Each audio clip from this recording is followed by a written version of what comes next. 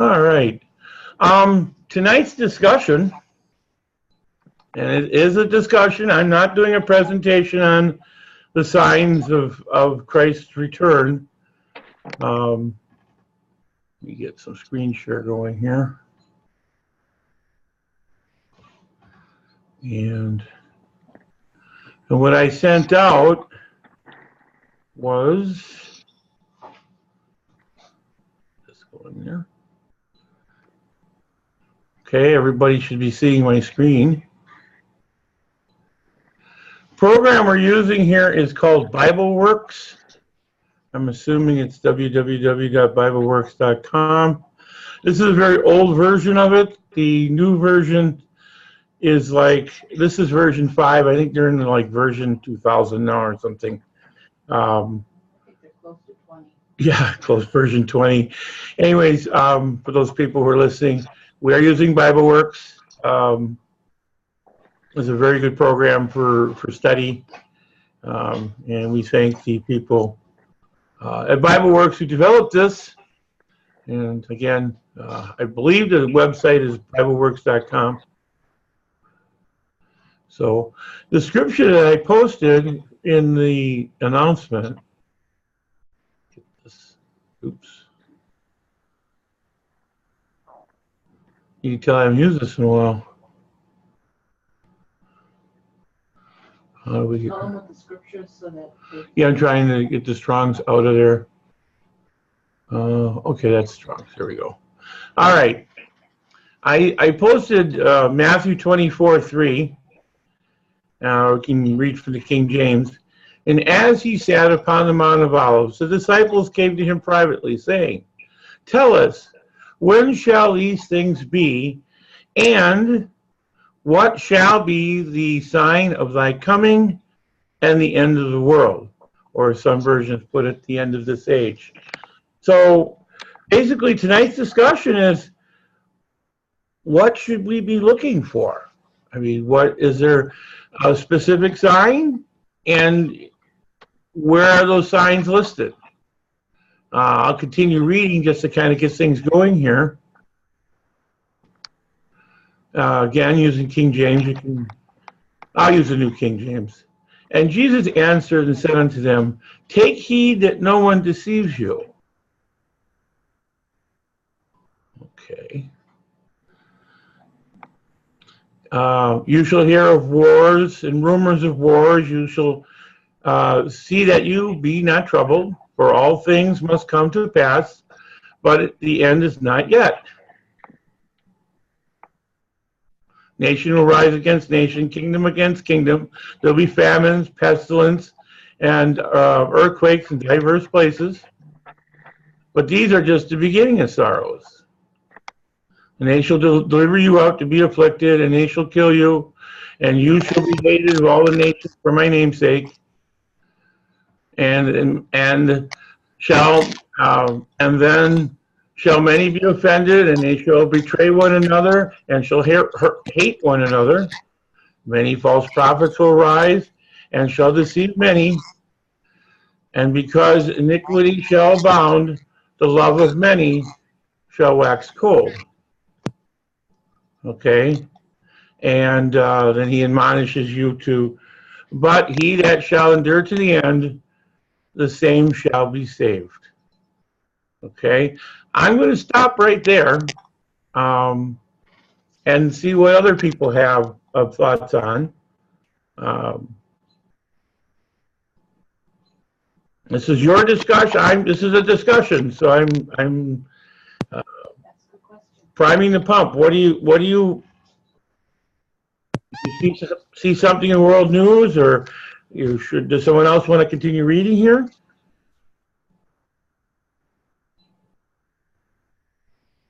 what are the signs? Mm-hmm. Mike, did you want to continue reading here? Yeah. Your sound to go in and out.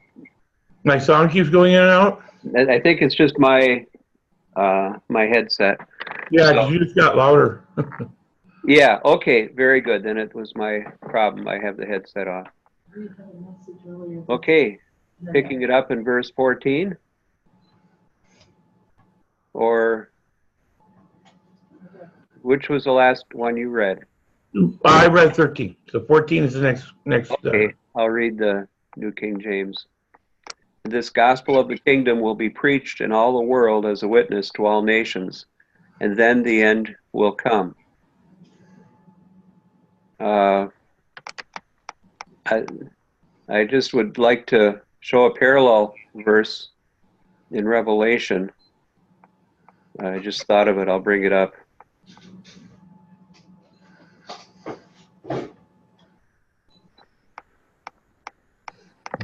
Okay.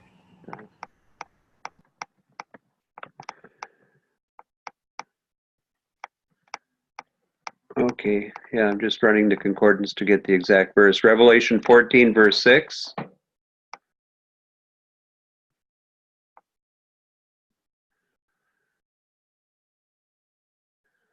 A lot of people think about taking the gospel out, in various different ways, but this is a way that I think a lot of people don't think about. In Revelation 14, verse 6. Okay.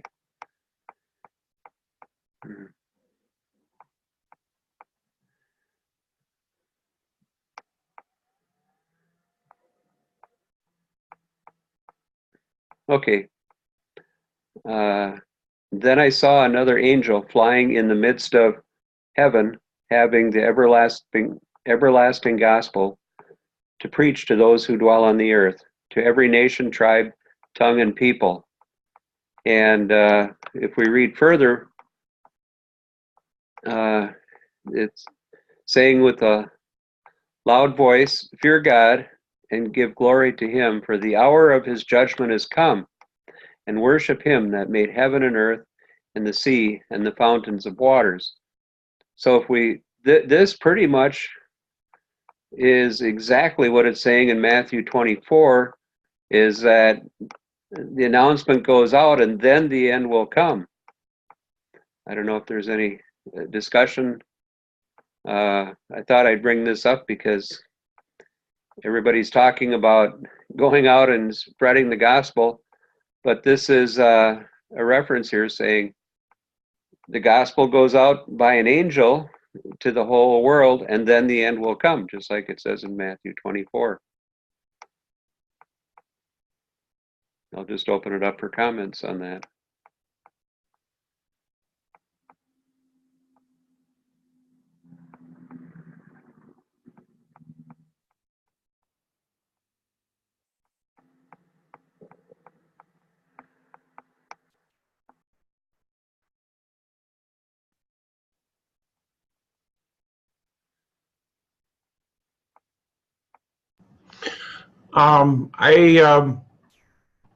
I've seen it. I've seen that scripture and I've thought of that. I've also thought about the two witnesses. Everyone's going to see them. Everyone's going to hear them. He can take away their water. He could take away their food. No rain. He definitely has. They definitely have a way of getting your attention. I don't know if that would be one way of doing the gospel. There is also the scripture of the angel will say, "Come up here," and they will rise. I'm sure that fits in there somewhere.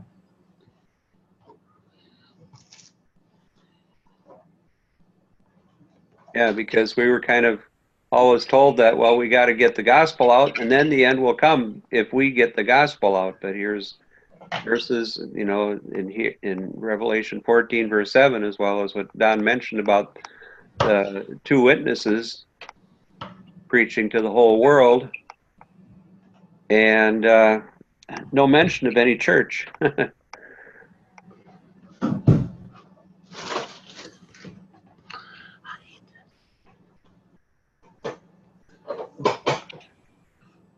Any other thoughts out there as to signs? Yeah, Jim Stanley here. Hi there. Yes. was just thinking to go along with that, in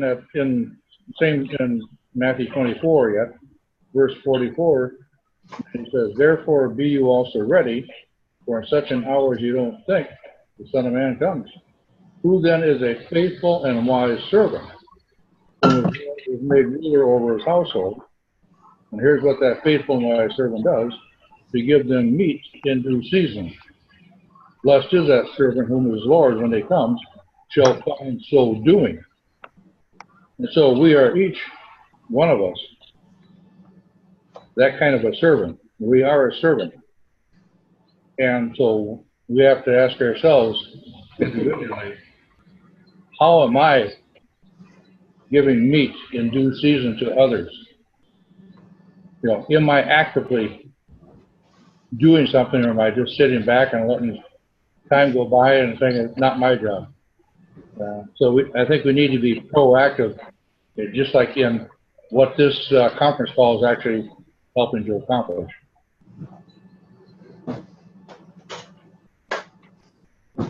Very good point. You should be so doing. I'm trying to think of the scripture talks about the thief. If the owner of the house had known when the thief was coming, he would have been ready for the thief. And you said the same as you don't know the hour Christ will return, but you should be prepared.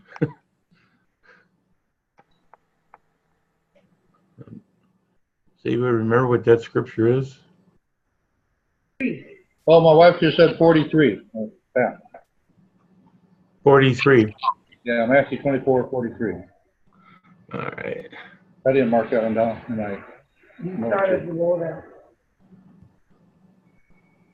43. 23. Yes, for another satisfaction.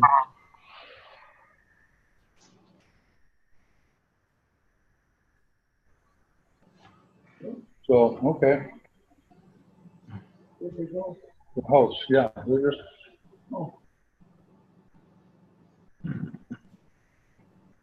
Don? Yes. A few years back, I was reading a study, and it was talking about that the two witnesses being, like two angels. So maybe that would correlate with what Mike brought up about Revelations, because it talks about the witnesses that have seen everything from the beginning. So and there's no humans that have seen everything. Do you offhand remember what scripture that was? That'd be an interesting. Well, it must be in Revelation.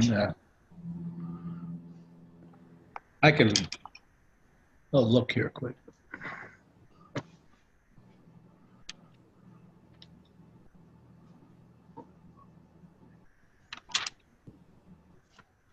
Yeah, interesting. Revelation 1:1 says, "The revelation of Jesus Christ, which God gave unto him, to show unto his servants the things that must shortly pass."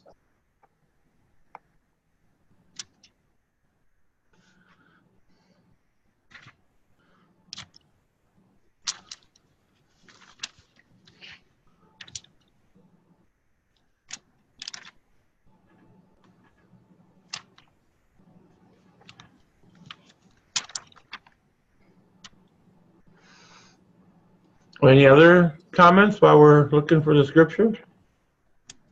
Okay, Gail, to everybody. Gail's on the chat room. Greetings. Who is the particular angel? There's also a verse that says, they will all see them, two witnesses. Yeah. I'm trying to think where that is. And they will all see them.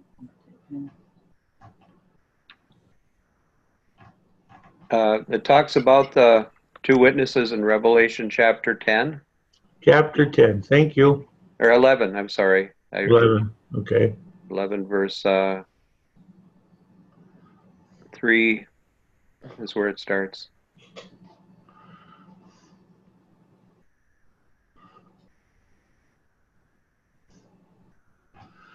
Okay. And I will give power unto my two witnesses, and they shall prophesy 1,160 days clothed in sackcloth.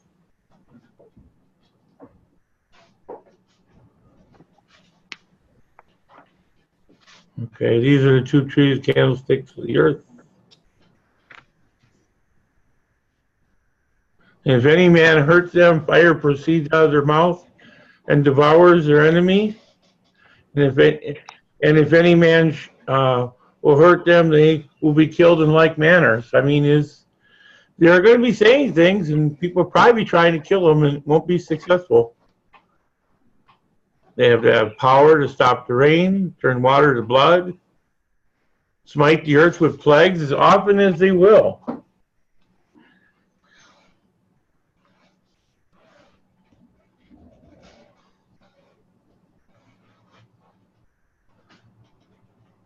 And when they have finished their testimony, the beast that ascended out of the bottomless pit shall make war with them, shall overcome them and kill them.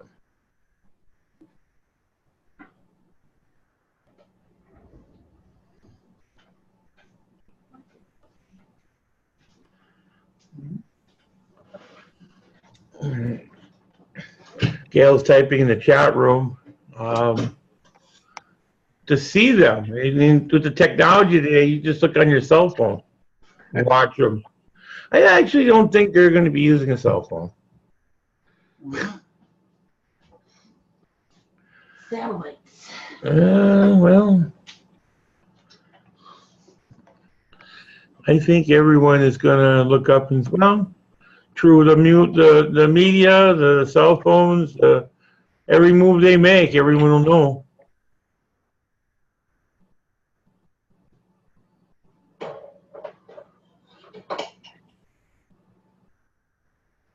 Yeah, well, verse 8 gives a big clue about the questions that have been asked. Okay. And their dead bodies will lie in the street of the great city, which spiritually is called Sodom in Egypt, where our Lord was crucified.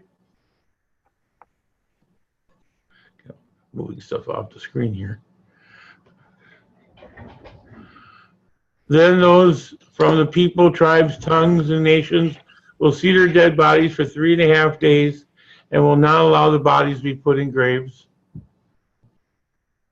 And those who dwell on the earth will rejoice over them, make merry, send gifts to one another, because these two prophets tormented them who dwelt on the earth.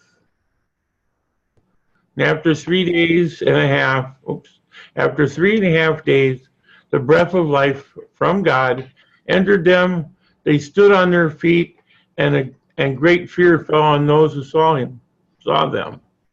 And heard a loud voice from heaven saying, "Come up here." And they ascended to heaven in a cloud, and their enemies saw them.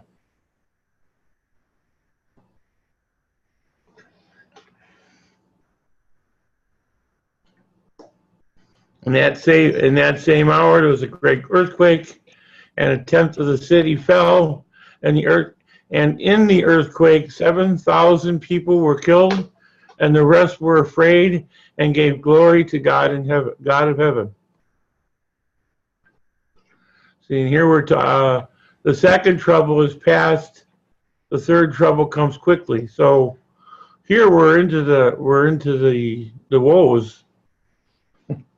Which are a subset of the seventh trump, the last trump.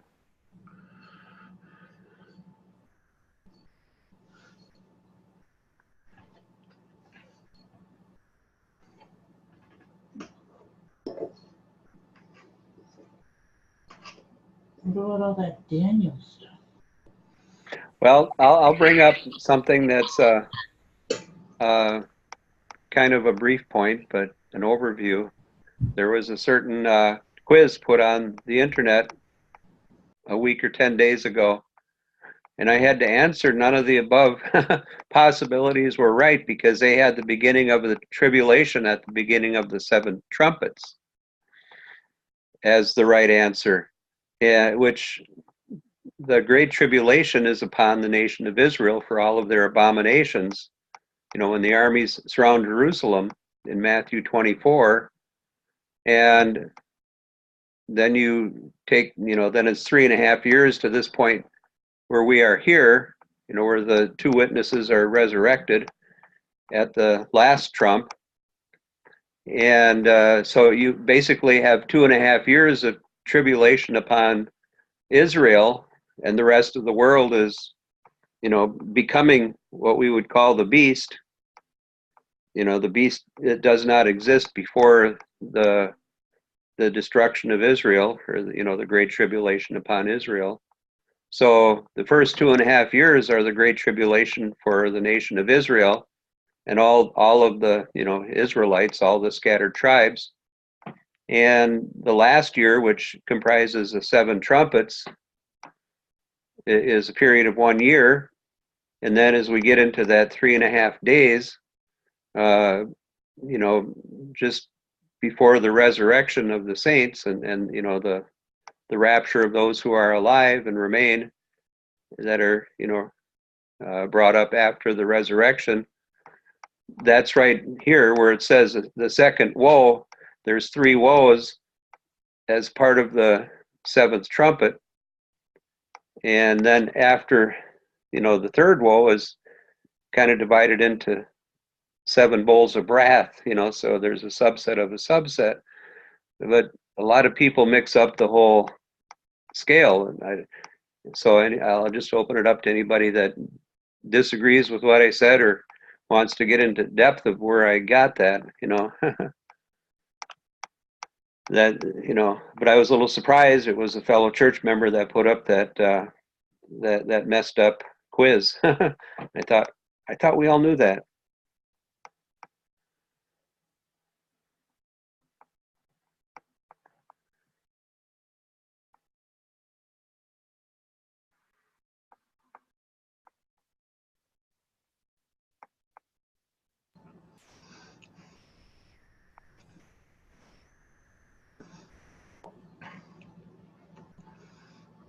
Wow. We have some. There's some people listening who are well studied into this.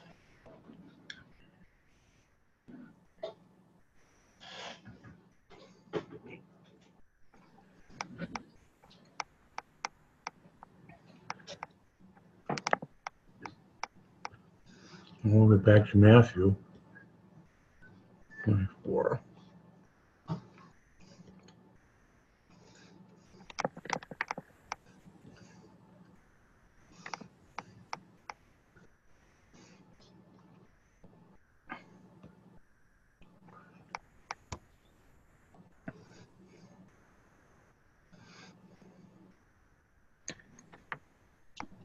I think if you compare what verse 12 says about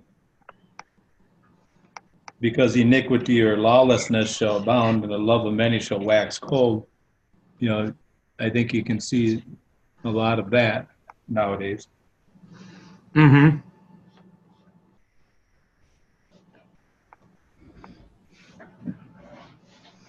Yeah, it's definitely happening.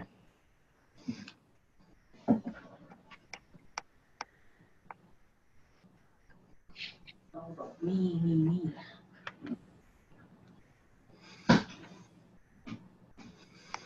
Well, the next thing they got in Matthew 24, since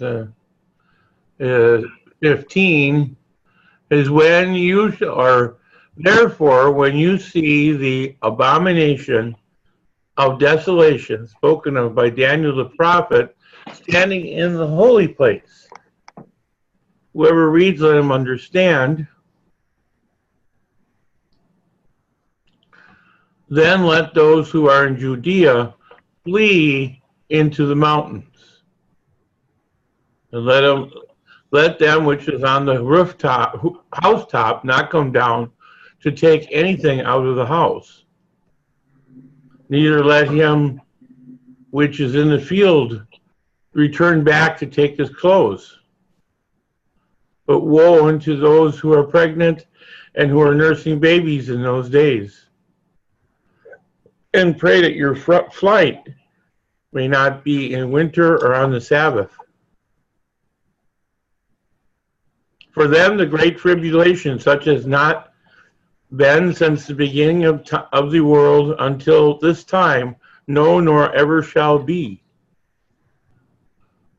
And except those days be shortened, no flesh will be saved alive. But for the elect's sake, those days will be shortened. So, go back to the Daniel. Anybody want to comment on Matthew 24:15?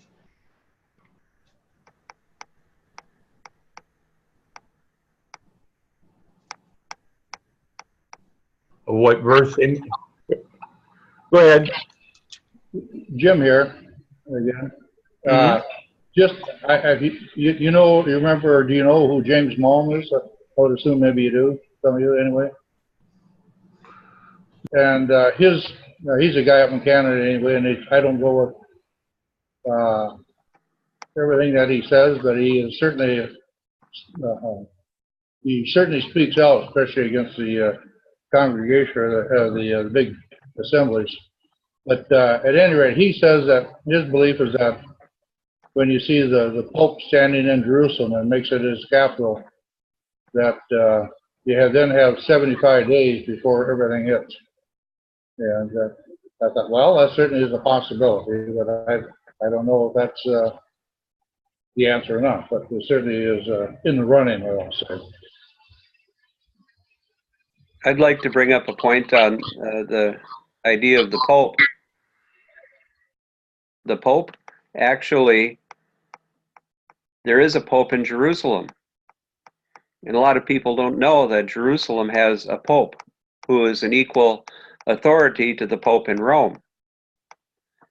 Now, that's a part of the Eastern Orthodox Church, but if you go to the old city of Jerusalem, there's an Orthodox quarter, you know, where they have the Church of the Holy Sepulchre, and the Christians in Jerusalem are Orthodox, Eastern Orthodox, as the Christians are in Damascus, in Syria, and as they are in Greece and Egypt and Russia, and all the way up. So, technically speaking, there's a schism between the Roman Catholic Church and the Eastern Orthodox, but they've come to the point that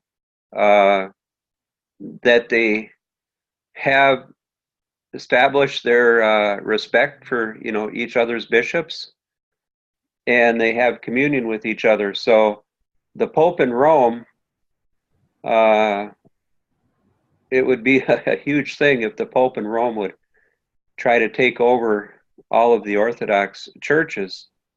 But with us in the West here, we're so used to the Catholic story that the Pope in Rome was always the head bishop, which they didn't even think about that idea until 800 AD. And Herbert Armstrong actually was presented the highest Medal of Honor by the Pope of Jerusalem, I believe back in 1980 or 1981, and that's how I came to study this. And it was the Cross of Constantine, which is the highest honor, which is for his work that he did in preserving the peace in Jerusalem. And he was acknowledged by the Eastern Orthodox Church, and he talked a lot about it back at the time. I don't know if anybody remembers, but that caused me to do a further study. And now, one thing that a lot of people don't know either is that in the Church of the Holy Sepulchre, every year on the Christmas or the Easter ceremony, a part of it is at the Saturday before Easter, there's a miracle that takes place in the Church of the Holy Sepulchre. And it's been documented for about 1,400 years and happens every year now. That's a separate subject, but one year, I forget how long ago, a couple hundred years ago, the Catholic Church decided it was going to take charge, that the Pope of Jerusalem should not lead this ceremony, but rather the Pope of Rome should be leading the ceremony. And as the ceremony was, as they were starting, lightning came down out of heaven and actually broke the rock and the ceiling, and it just shattered the whole sepulcher, and so the Catholics from that point have never tried to take authority over the Orthodox Church there, and they don't even talk about it. They're mute on it. And another point is that the miracle of the Holy Fire only occurs according to the Orthodox Easter. It doesn't go by the Roman Easter. So based upon that information, I don't think the Pope in Rome has any desire to go to try to take any authority in Jerusalem, because the last time it happened, lightning struck. And and they never repaired that damage, just so it's as a reminder.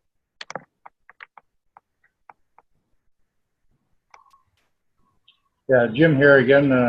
That's some interesting stuff. I have not heard of that. And what is interesting is that we're going to meet with some people in the Twin Cities area tomorrow. And one of the guys that started coming in the last number of months is actually an Eastern Orthodox member. And he teaches the Bible study out there at his church and involved in the choir and stuff like that. And he's quite knowledgeable about a lot of stuff biblically. So it's always interesting when he comes and we happen to be there, and we can get into some good discussion. So you can ask him about the place of the Pope in the Church of the Holy Sepulchre, and which Pope is would dare touch that subject. That might be an interesting question. Thanks.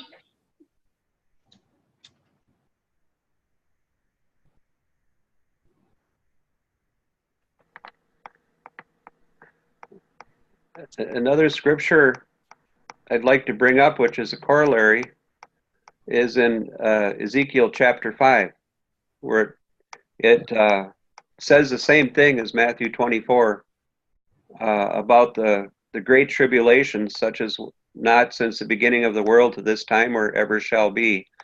That same phrase is also used in Ezekiel chapter 5, verse 9.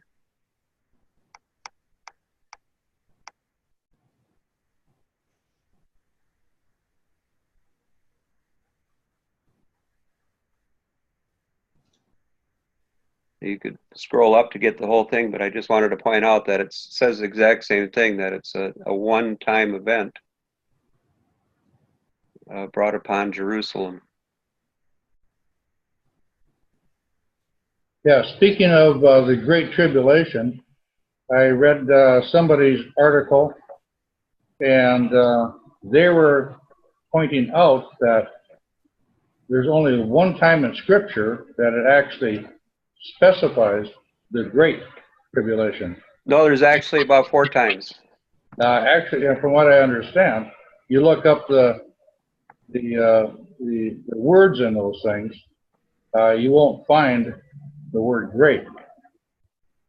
Oh. It was put in there by the translators. Yes, you go by the context, because any translation is actually a paraphrase. So how I do it is in Jeremiah chapter 30. It says the time of trouble which never was or ever will be. Ezekiel 5 verse 9, it says the same thing. A time which, the greatest punishment ever. Daniel chapter 12 says the same thing, and Matthew 24 also does, in paraphrase context, because we need to do that, paraphrase to translate.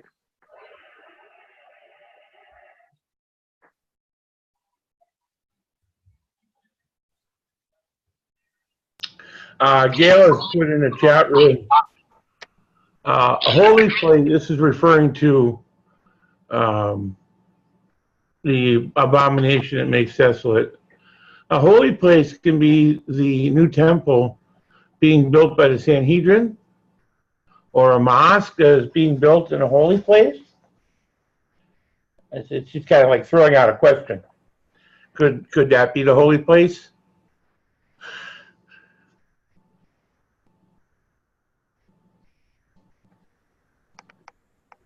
That's interesting because, yeah, what does it mean by the holy place? Since we know the Wailing Wall was only a Roman garrison, that has nothing to do about anything as far as where anything happened in the time of David and stuff like that. And David's city is actually like a 30-second walk across it, and then it's farther down from where everything is at, like as far as the temple on the mountain. So, or the that mosque that's up there, I should say. Dome of the Rock. Yeah, Dome of the Rock. Right. Sandra, that is correct. What they call the Wailing Wall now, that was not part of the temple. Temple was most likely in the city of David. I was just there in March of this year, and so I think there's more evidence coming forward that you will find that that the temple is not indeed there at the Dome of the Rock, but it's more located in what is known now as the city of David. You know, it's interesting to take Matthew, but you know, I come from a COG background worldwide, or actually even going back as far as radio. What we have begun to study and to see is that a lot of our traditional teaching, if you were associated with the COGs, that we had only just a bare minimum understanding of that, and we're beginning to see more from the Bible that it's, you know, it's really like having to start all over again and put the puzzle pieces back in the correct order. You know, we've had to look at, you know, how many resurrections are there? When do they occur? You know, you're having to look now at the 144,000, which, you know, now we're beginning to see that, you know, he's putting together, you know, the bride. Then you've got to look, you need to study about the different sealings. I know that there's some have done studies on there's the tribulation, and then some say there is a great tribulation. You also see the phrase, the time of Jacob's trouble. You know, you just can't pick one, you know, a few scriptures and, you know, you're trying to put all this together, because like just using the example of Christ, you know, Messiah returning, you know, there's like one where, you know, you see him in the clouds and then you see again around the time of what we, you know, refer to as trumpet, when he's returning to the Mount of Olives, and the scripture states, and he is with his bride. And so, you know, the wedding has already taken place. So, you know, we're like trying to go back and having to reevaluate and restudy and reprove. And we're just finding more things are suddenly popping out that are just not our traditional teaching that we were taught, you know, by Armstrong.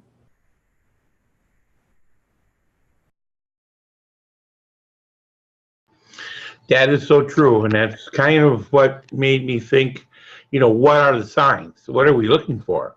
Because we were told, well, you're supposed to be looking for the unification of Europe and, you know, all these other things that actually, with world events changing the way they are, you know, Europe is slowly being taken out of the picture. It's like That's China. correct. Yeah, you got to reevaluate. You are so correct. We have to look in terms of what is on the world scene now, when you tried to keep putting something that was, 40 years ago, 50 years ago, times have changed. We have a deeper understanding. We're able to tap in, through the internet now. You can do almost an instantaneous study, and you have a wealth of information at your fingertips that we didn't have 30, 40 years ago. And yes, indeed, you have to look and reevaluate. It may not be as what we thought it was. Right. It's definitely, things are changing. Let's throw out a question here. Where in Daniel, this is for everybody, where in Daniel is this Matthew 24:15 talking about?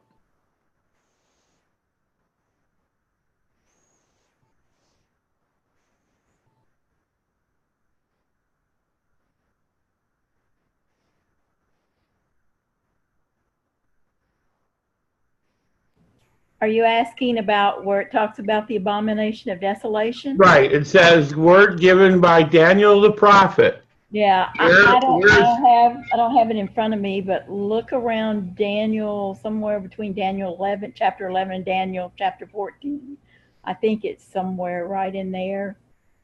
Okay, because there's many have used Daniel 9, and that Mike's done a lot of research on that, and that actually is a horrible mistranslation.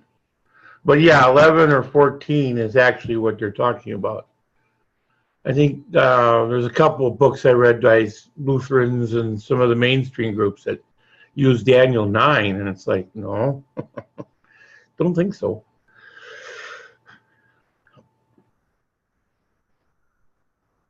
Daniel 12. And let's actually go there, because that is the sign we're supposed to look for. So what are we looking for here?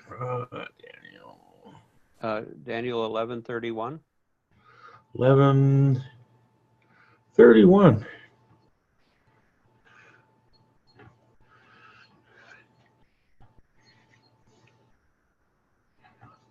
Okay. I wonder if I should back up one verse here.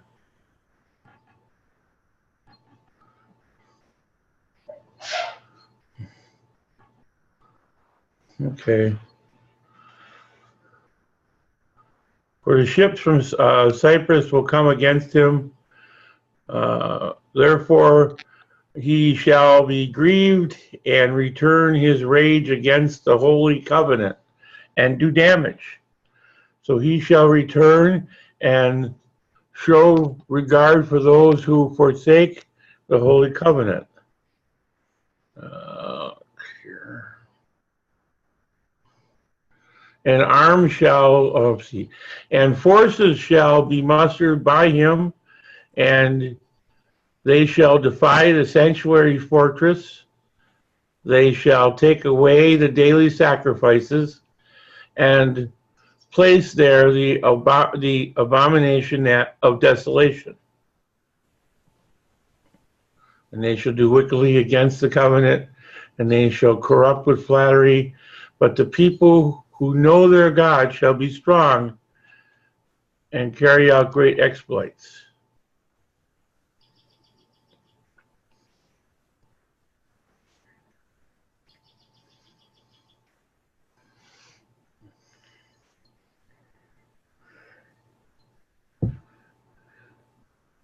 Was there somewhere else this is mentioned? No, that's basically the ships of Cyprus is not the correct translation either. There were, I believe, 4 sons of what we, Javan, that we say Javan, Yavan, and Kittim was one of his sons. Okay. And so it's the name of a tribe of people, just like you have the Tarshish was a brother. If you go back to Genesis chapter 10, with the genealogies. And then you have Elisha, who is the other son of Javan, but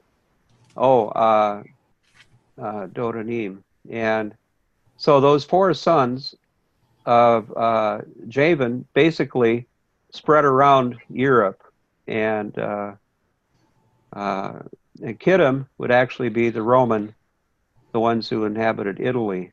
And it's translated Cyprus. I don't know why they did that, but it's actually it's to a tribe of the descendants of Javan, which we usually associate with the Greeks. Mm-hmm. Yeah, Kittim is Bruiser's general term for the islanders of the Mediterranean Sea. Mm-hmm. Descendants of Javan sons. Okay, so that's Strong's 3794. Mm-hmm.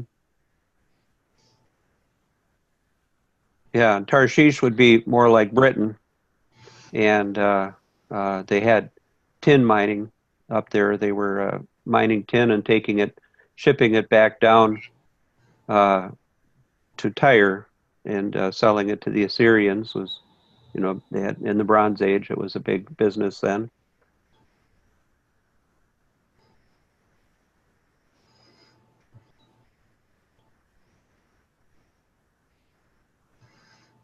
And the time that I'm talking about is during the time, like, of the judges, after coming out of Egypt, when Israel was during the time of the judges, Tarshish was bringing tin from England and copper from Spain and selling it to the people of Tyre, who then made weapons and sold it to the Assyrians, who were the big military power at that time. So this would be referring to the ships that after the time of Greece, that the Roman part of in the Roman Empire. Mm-hmm. That would be during the timing of the Roman Empire, which this actually was fulfilled also, at another time also. So it'd be like a second fulfillment during our time. But this is referring to the Roman Empire coming down and taking away the daily sacrifice and placing the abomination that makes desolate, which is at the time that Matthew 24, that was during the Roman period of the Roman Empire, the fourth. So are you saying then that Matthew 24:14 was actually, or Matthew 24 was actually 470 AD? As a warning for them then? No. It's just that, you have the head of gold, which is the Babylonian Empire. Then you have the shoulders and chest, you might say, of silver. The belly of brass, was the Greek. Mm-hmm. And down, and then the two legs of iron were the Roman Empire, and the overall scheme. And then when Christ returns, he'll be the stone that destroys the 10 toes, the feet. So the Roman Empire, this is referring to the time here of the Roman Empire, which is still the same time that Matthew 24 is talking about, as the age of the Roman Empire. And so basically it's showing that the Romans will be fulfilling this abomination, kind of like what James was saying, but I don't think it'll be the Pope. I think by that time the Roman Catholic and the Eastern Orthodox will have somehow come together and make an alliance against the secular humanism. And but part of the Roman Empire is also Muslim, So if you look at the whole thing, it's and an interesting thing is, by coexisting all of these years, the Eastern Orthodox Church has a strong alliance with the Muslims of mutual respect for each other. And one of the things that people don't know about Bashar Assad of Syria is he's protecting a whole lot of Eastern Orthodox Christians from slaughter by the jihadists. And so there are Muslims, and also the Muslims in Jerusalem have very strong relations with the Eastern Orthodox Church. You know, the Arab Christians are Eastern Orthodox, as well as in Egypt and Greece, you know, all the way up to Russia. So it could even be an alliance of all of the Catholic churches with all of the Muslims against the Jewish people, is what it could be.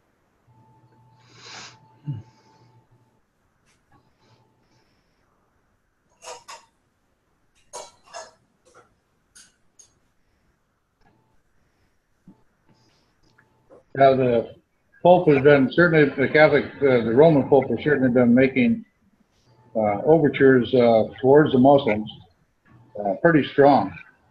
And you can see how they would like to maybe form an alliance there. At least the Roman ones, Roman Catholic Pope would like to do that. They would have a common purpose of getting the Jews out of Israel. Yes, because the Pope doesn't like them there either.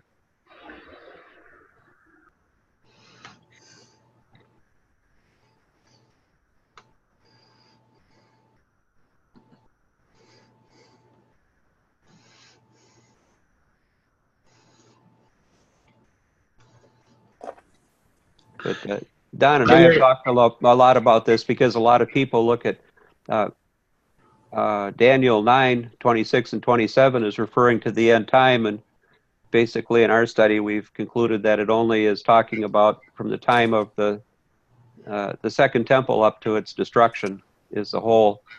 In other words, Daniel 9 is not an end time prophecy at all. That's how we came to be looking at this as being the fulfillment. And if you actually look at it in the original language, it's very parallel, you know, between Matthew 24 and Daniel chapter 11. Trying to find where it's mentioned in Daniel 9. So I know there are several who use Daniel 9. Make sure I'm not muted. It's kind of a pain when you're sharing your screen. You can't see what's going on.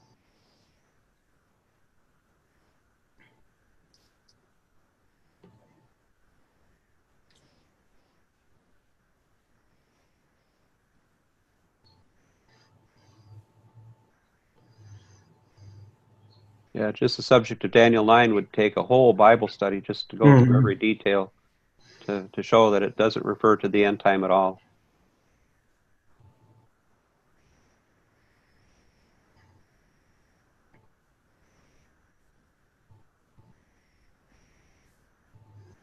When Daniel's, yeah.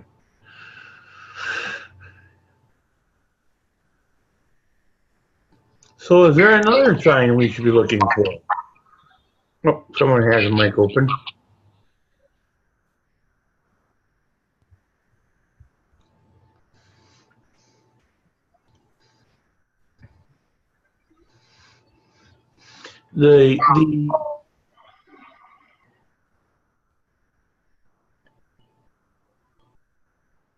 The abomination that makes desolate would be, it talks about I'm feeding back through somebody's mic.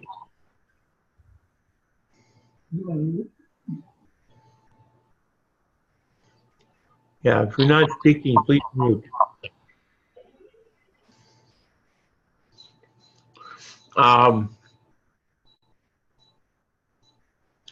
The abomination that it talks about the ending of a sacrifice. Well, there are no sacrifices in Israel right now.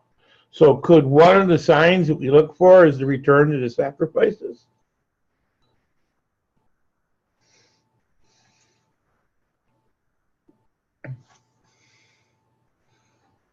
If the Jews start sacrificing, that's a sign that this could be wrapped up pretty quick.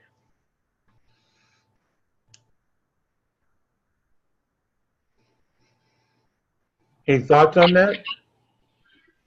I was thinking, Jim here again, I know we've, in our groups that we get together with on occasion, we've had thoughts about, okay, the daily. It doesn't say sacrifice isn't there. It's the daily. It is the daily, the prayers of the believers. I know we've speculated about that, tried to discuss it, tried to figure it out. And on a worldwide basis, we see that there's more and more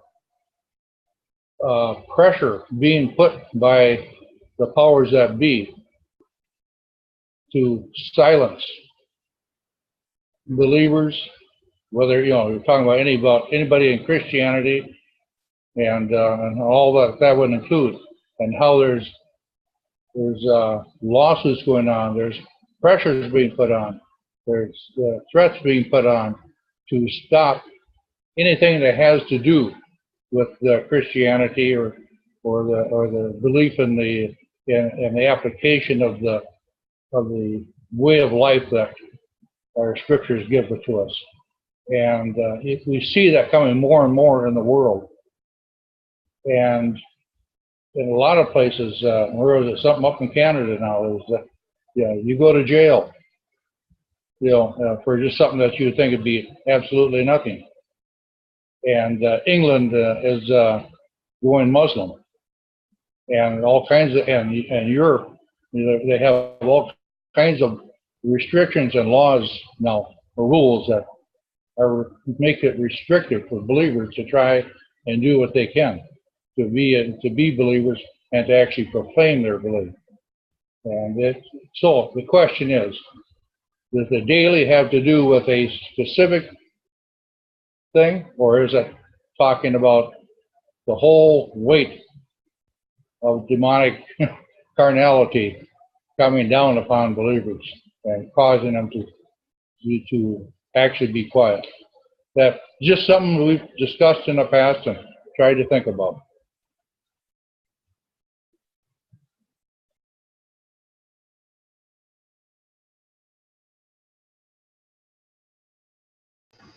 That's a good way of looking at it. I heard that the Jews want to renew the daily sacrifice and go back to the morning and evening and return to that. And that they're training their Kohen or their future priests to do it. And that they've recovered the tools of the altar.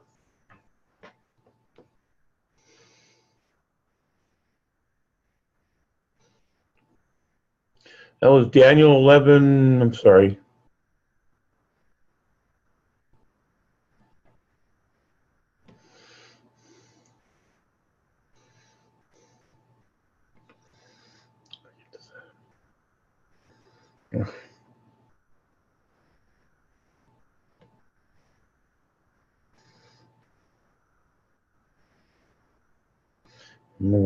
Gotta move things around here.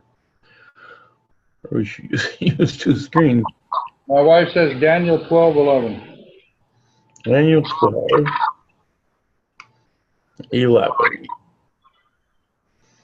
I mean, that's, and what I was telling doesn't really fit in with necessarily with the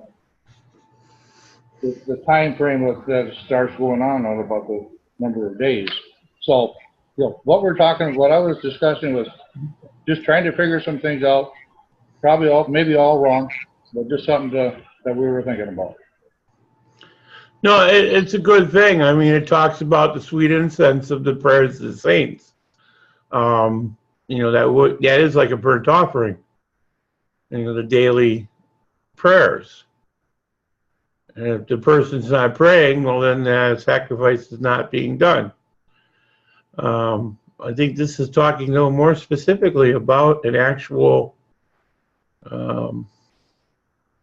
Let's go to, I'll open up the Strongs here.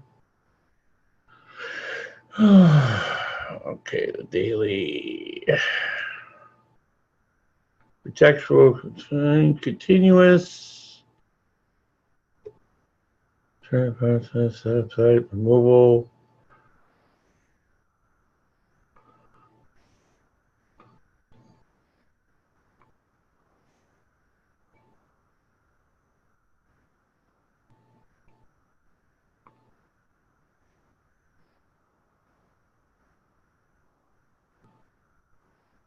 We got the word sacrifice here in italics.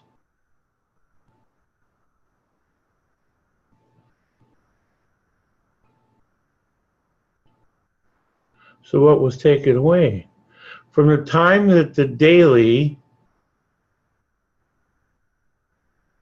again, I got the Strong's open here.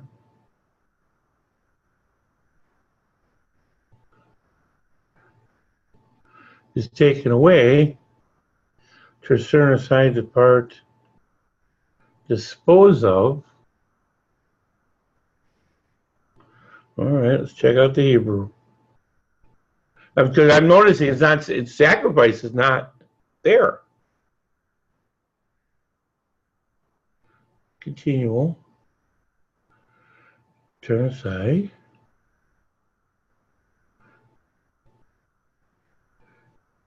Without interruption.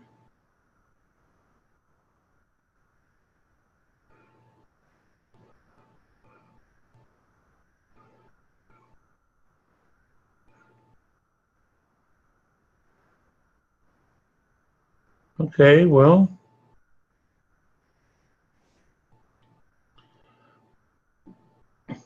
Mike, you have any ideas where they're coming up with sacrifice?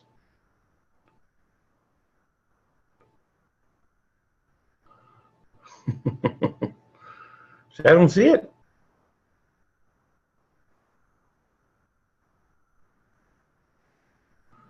I'm sorry, were you asking me a question? No, I was asking Mike. Because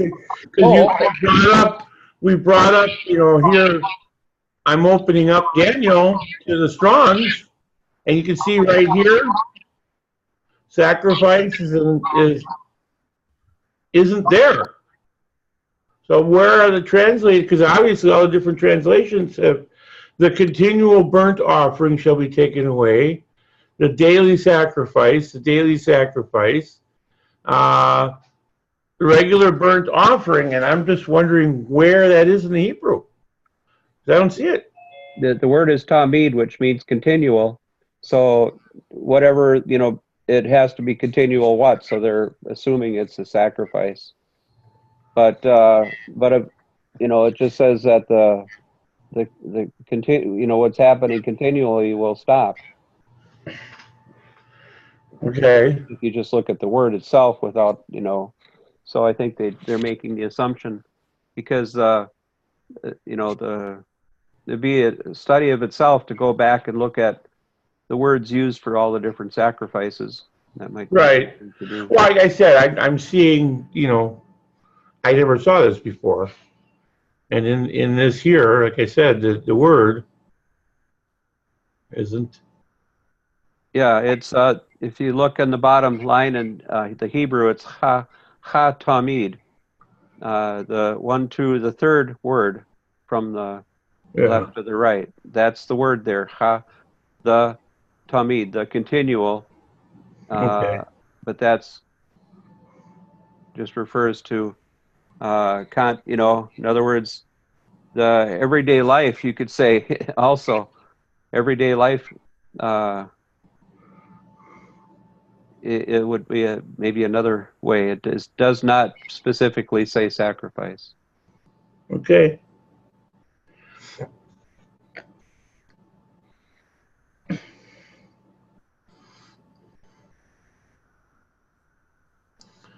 All right, so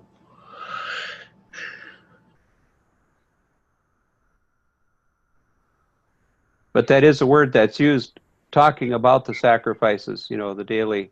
Right.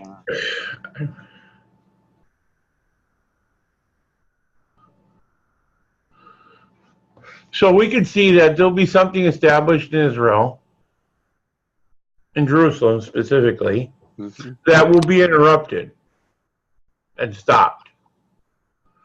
And And it's something they're doing every day. right.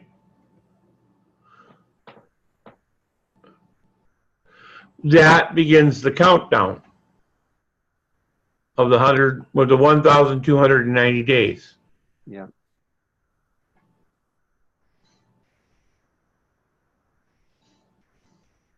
Yeah, there's a number of sacrifices that are continual. There's a meal offering, the burnt offering. You know, it just refers to it's an adjective referring to something that happens continually. So without the noun, you know. Right. And Gail is once again Marlene Carestas was saying that that's the countdown. When that happens, Mm-hmm. we definitely know we're in trouble. Well, look, the English Standard Version says it's a regular burnt offering. Oh, okay.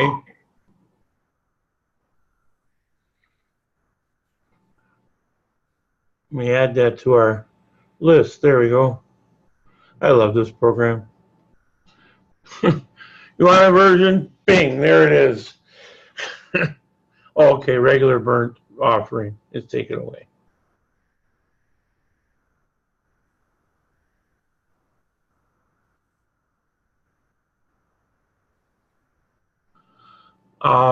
One thing that I never really thought a lot about was talk of the king of the north shall come down, or the king of the south shall push at the king of the north, then the king of the north will come down and push back at the king of the south and wipe them out. And I thought, well, who are these kings? And then it clearly states the king of the south is Libya, Ethiopia, and Egypt. It says right in the scriptures. I'm kind of thinking, well, Libya got taken out. Egypt is kind of in the Muslim Brotherhood's hands. And Ethiopia is kind of a shambles at the moment. You know, it's kind of like, well, could something be unifying? Could there be a unifying event there that could trigger something?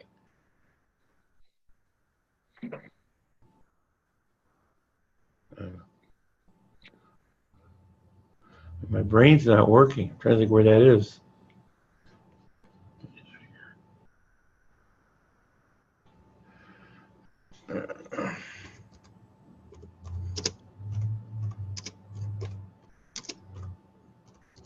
If nobody has anything else, I have it's maybe a larger subject, but I reread, like Sandra was saying, you know, looking at things. I reread Ezekiel chapter 38, and I saw there was some things that were glossed over there that when you look at it very carefully, it shows a whole different scenario than what we would have thought in the past.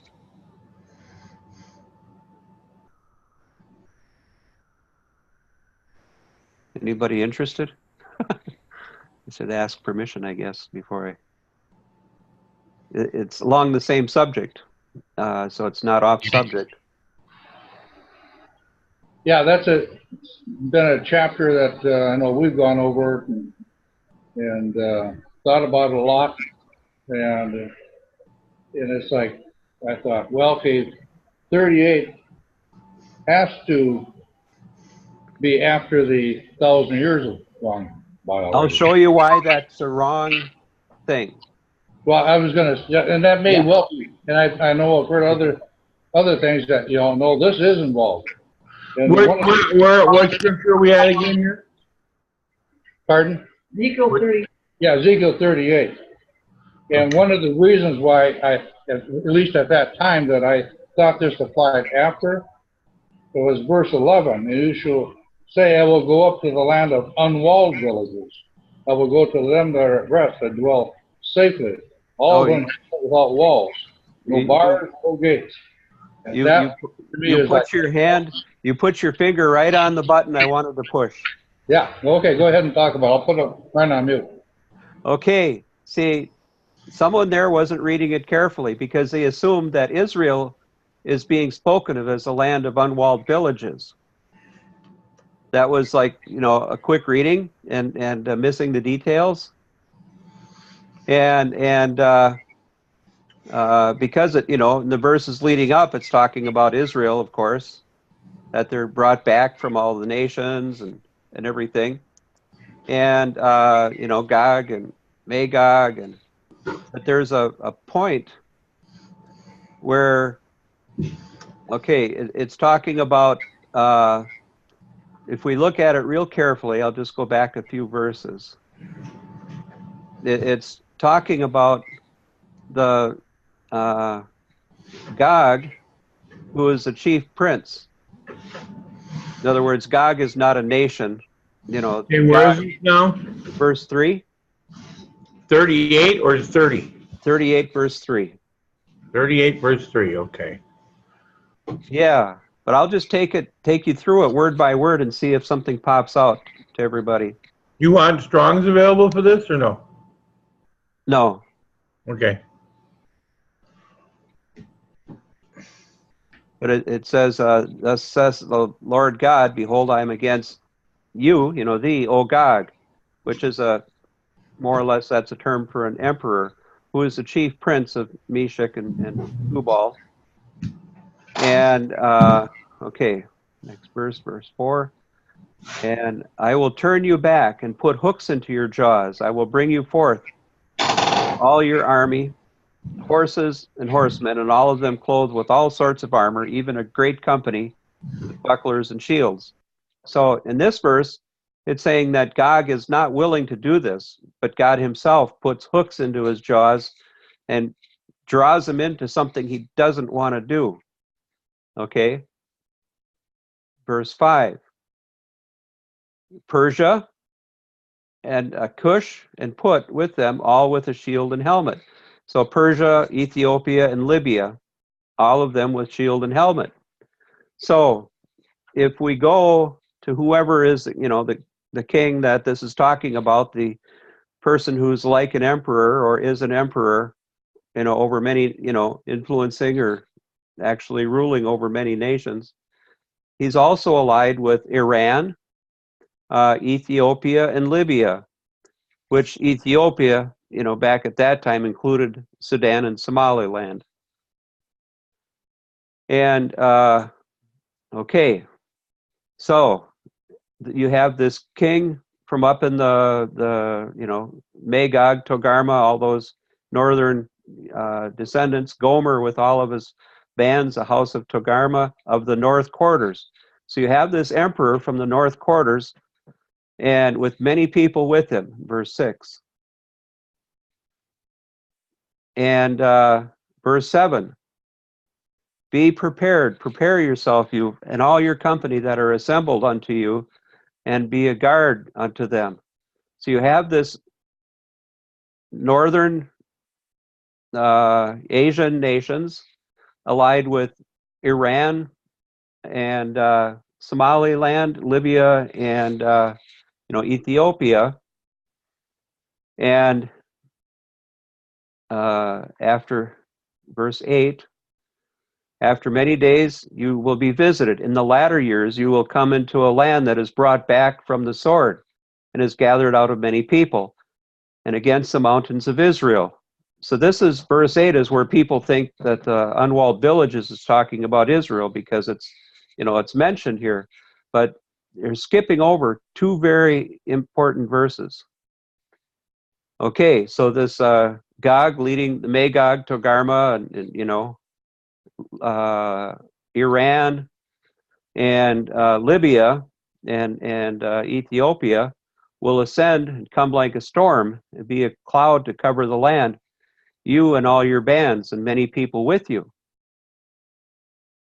Thus says the Lord God, it shall also come to pass at the same time will things come into your mind and you will think an evil thought. So, okay, everybody pause here. he's going to go down and get Israel, but then he stops and all of a sudden, poof, into his mind, an evil thought comes in. So, okay, pause going to Israel. And you will say, I will go up to the land of unwalled villages. So if this emperor is coming down from the north, down to the land of Israel, and before he gets there, he says, I will go up to the land of unwalled villages. Well, Israel is not up from northern Asia. The people that are in the unwalled villages are up. I will go to them that are rest, that dwell safely, all of them dwelling without walls and having neither bars nor gates. So who are the people that are up north of Israel that dwell safely with no walls, no bars, no gates, no iron dome, you might say? To take a spoil and to take a prey, to turn your hand upon the desolate places that are now inhabited, upon the people that are gathered out of all the nations, which have gotten cattle and goods and dwell in the midst of the land. So there's going to be a seizing of plunder here. Sheba, Dedan, and the merchants of Tarshish. We talked about Tarshish earlier. And with all the young lions thereof. So the people that he's going to go up to take a spoil from are the rich nations that are north of Israel, and that are descendants, or you might say Tarshish was mining tin in Britain, at the time the Israelites were at the time of the Judges. So when you think about who would the merchants of Tarshish would be, all you have to do is think about the world merchant empires in Europe, and their young lions. Well, who are the young lions? You might say the colonies of Britain, and he'll say to you, or the young lions of Tarshish will say to Gog, are you come to take a spoil? Have you gathered your company to take a prey, to carry away silver and gold, to take away cattle and goods, to take a great spoil? Well, this cattle and goods, there's not very many cows in Israel. So where are all the cows? Where's the gold? Where's the silver that can be amassed before going against Israel? That's to the north of Israel. It's not. This isn't talking about plundering Israel. This is a place north of Israel, because he's on his way to Israel. He gets an evil thought, and he says, "Hey, I'm going to make I'm going to amass a little wealth here." But now, if you look back in verse 13, well, Sheba and Dedan were the Arabian states. So now, if you look at who's allies, you have Tarshish allied with the Arabs, the Saudi Arabians, going against Russia, Central Asia, Iran, Libya, and Ethiopia. Well, if you look at the whole alliance today, that is the exact alliance that's facing off. It's basically the Russians, the Iranians, all of Central Asia, and also, after what we did to Libya, they're not, we basically destroyed Libya, so they're with Russia now.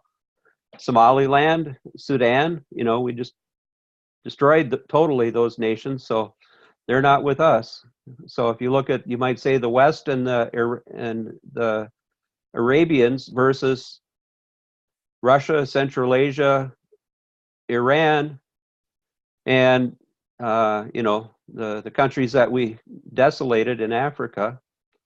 To me, you got this whole Ezekiel 38 thing, and where people mix up is they don't see, well, that the emperor of the north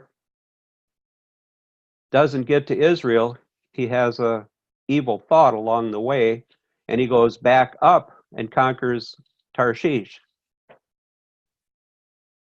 as well as the Arabians. Okay, that's my thought. Now, in the chat room, Gail has wrote USA, many cows, Texas maybe? Yeah, you take the amount of cows in Northern Europe and Britain and the United States and Canada compared to Israel. Well, I mean, if you were given a choice, where would you go to plunder cattle?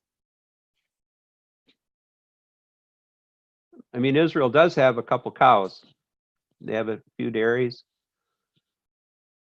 They import all the feed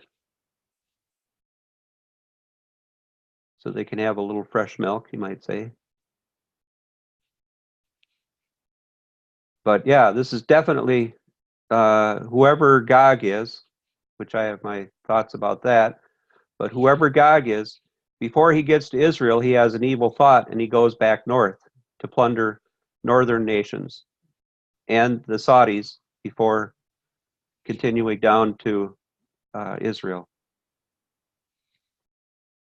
That's what I've came to see about Ezekiel 38, because it's just in the last few years that someone explained that to me, and I thought, oh my, just by missing a couple words, it changes everything.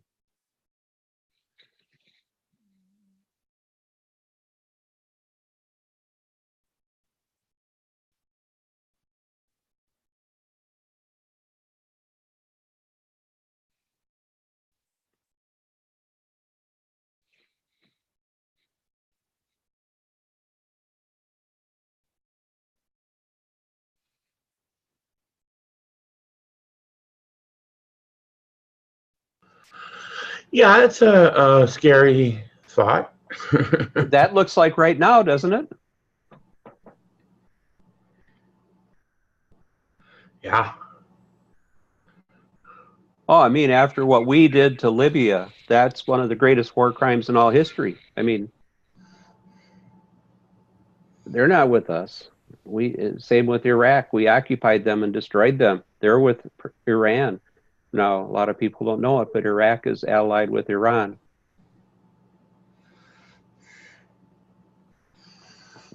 I mean, we desolated Iraq. Just a total terror job, what we did there. And those countries hate us. They absolutely hate us.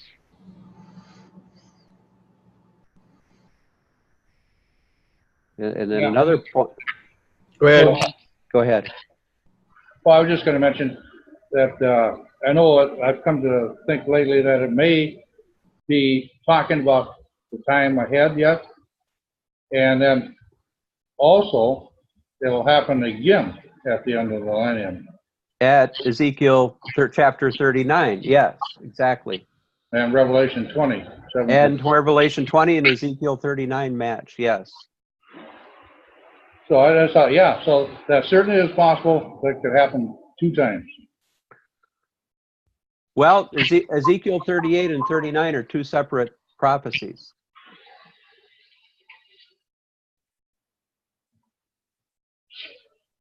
Yeah, so interesting discussion. Good.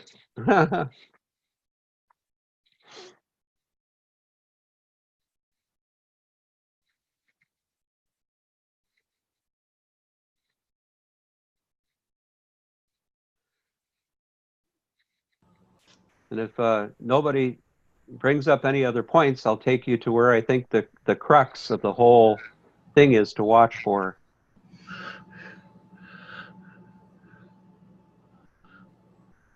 Well, is there any anyone else's thoughts or ideas before we? Because one of my questions, and it could be discussed after we look at maybe some other signs, is how does the United States fit into this? Are we going to be part of the major events? Are we going to be kind of off to the side, heavily influenced and affected by the events, but not part of them? Or are we going to get just taken out? These are thoughts been going through my mind, but we can meditate on that. Any other people with ideas and signs of things that we should be looking for before we let Mike? Yes, one of the things I have in my mind is the love of many will grow cold. That, to me, is one of the big signs.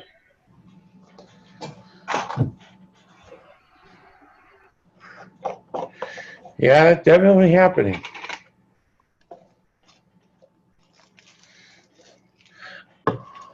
And we're starting, of course, to see that, especially in the United States, but also in the whole thing of people becoming divided. Mm-hmm. And, two people cannot walk together except to be agreed. And that's a basic principle.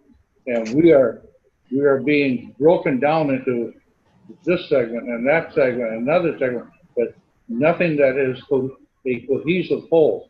And so how can we stand as a nation and even as a world with all these breaking points where we get coalesced into one thing and another thing over here, another thing over there, but that with various people, and everybody's against one another. And I see that happening just rapidly. I heard somebody clearing their throat. Oops, It was me, Marlene. Oh, okay. Yeah, and the other thing is there's going to be, these persecutions and these martyrdoms. Revelation talks about that. How long before you avenge your blood? Well, not until a lot more are murdered or martyred. I think that we tend to overlook that, the reality that we are going to have testimony for Christ and standing up for what's right, and Satan's going to be allowed to overcome the saints, and you have the reality that there's going to be a lot of persecution and martyrdom, and strong enough to stand up and stand up for what's right.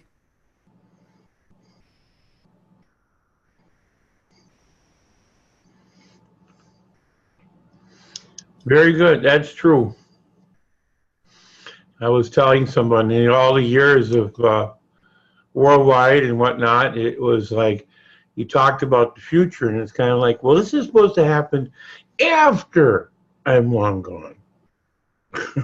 That's not a very pleasant thought of facing it.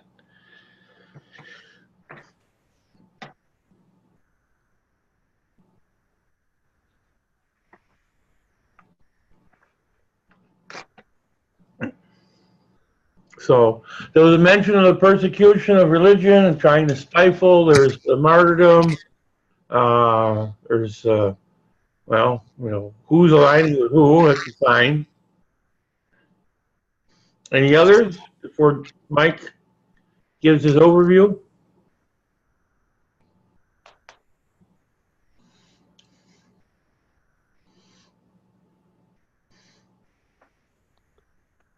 Three, two, one.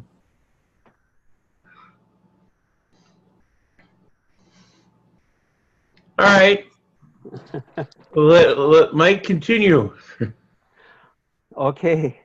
Yeah. Well, I'll just give me scriptures and I can try to keep it. Isaiah 17, starting in verse 1. And just to refresh, we have this current face-off between the West, including Saudi Arabia, against Central Asia, Russia, Iran, Iraq, and the next step that on the agenda is to destroy Syria and Iran. So we look at we see that what we were talking about in Ezekiel 38, Iran is still there. It's not desolated. But we see here in Isaiah 17, verse 1, the burden of Damascus. Behold, Damascus is taken away from being a city, and it shall be a ruinous heap. And Damascus is actually the oldest continuously inhabited city in the world. and it's 2/3 destroyed, with what the U.S. and Britain have been doing to Syria. And verse 2, the cities of Aroer are forsaken. They shall be for flocks which shall lie down, and none shall make them afraid. And so, once Damascus is destroyed, it will not be rebuilt. But when you get to verse 3, the fortress also will cease from Ephraim. Okay, Ephraim is northern Israel, up in the Haifa area, the Megiddo.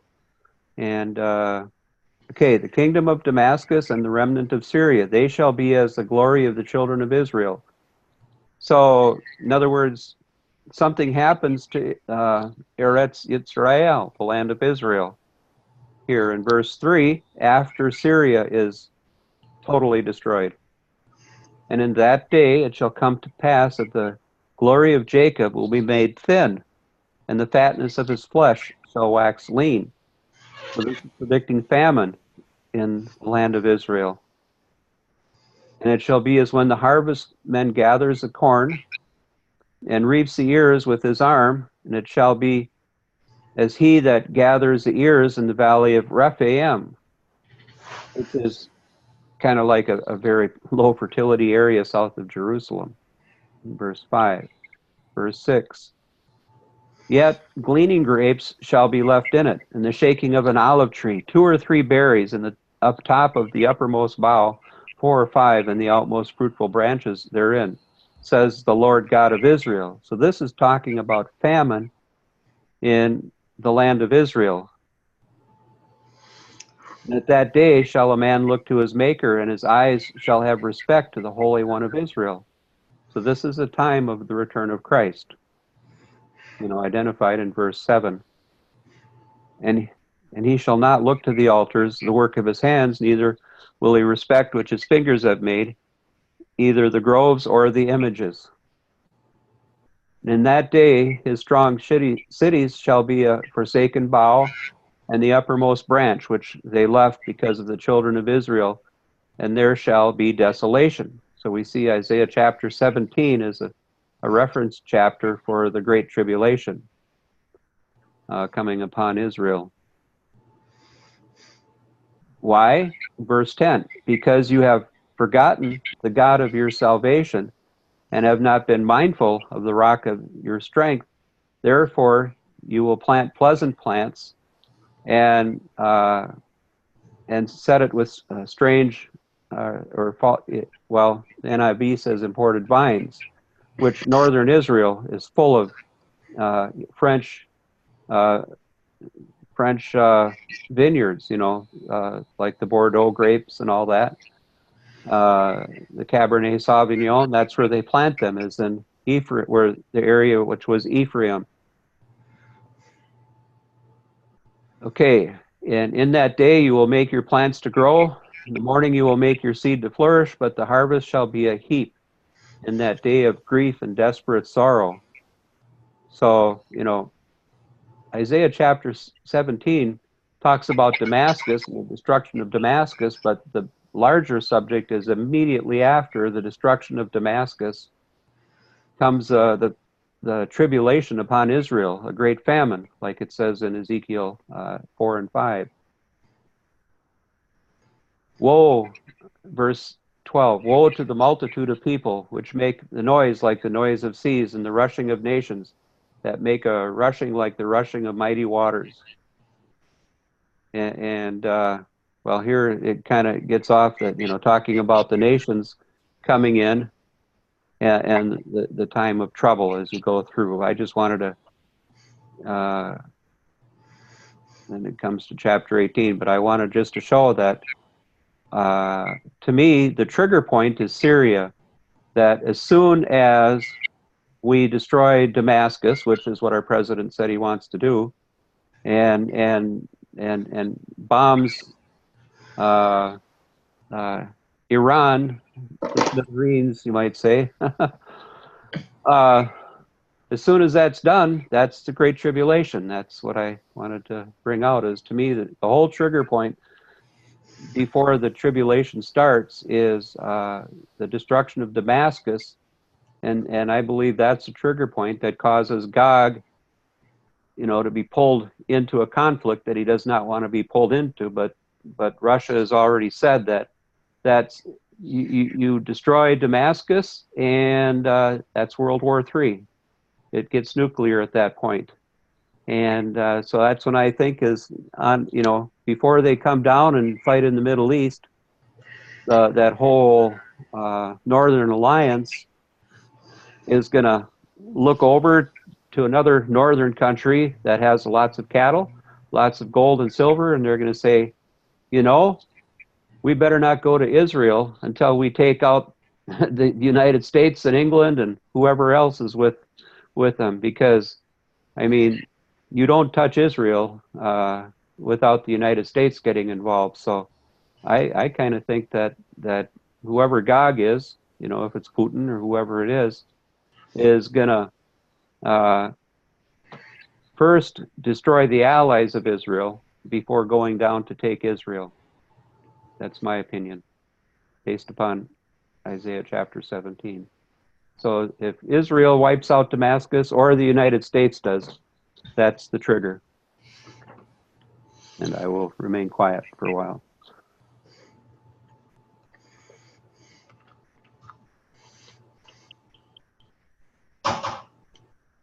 Any thoughts and comments on that? Or anything else?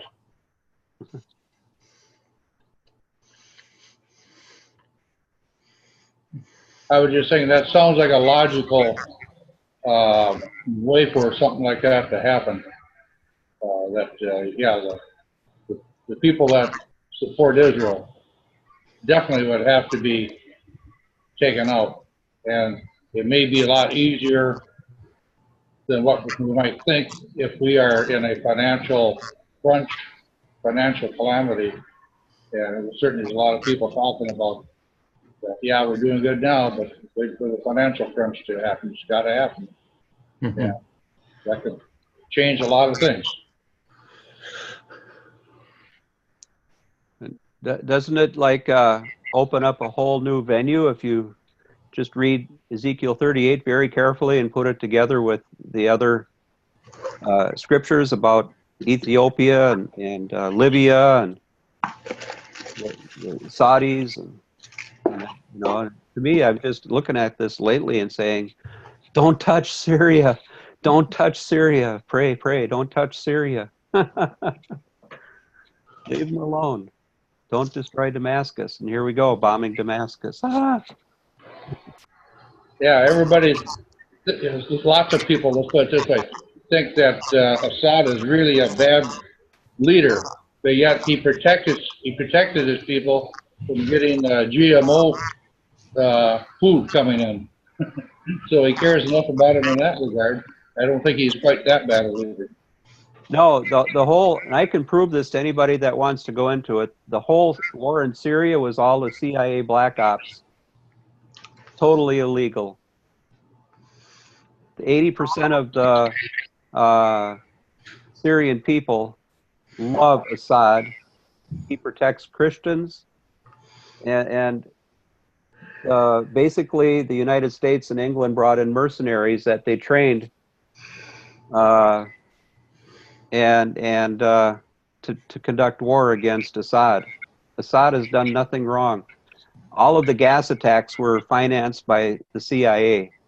They were all CIA planned, and anybody wants to, any proof, I got loads of proof on that. So the whole thing in Syria is a CIA black ops, total illegal, immoral operation. And that's why Putin he knows what happened in Libya, which is one of the greatest massacres in history. And he says, that's why Putin has said, if we do that to Syria, we do not have a right to exist on this planet, and he will just nuke us absolutely. Because they have half of all the nuclear weapons, and all they have to do is a preemptive attack, and we have half the nuclear weapons in the world rained down upon us. Kale was saying in the chat room, Heber Gruber has some warnings.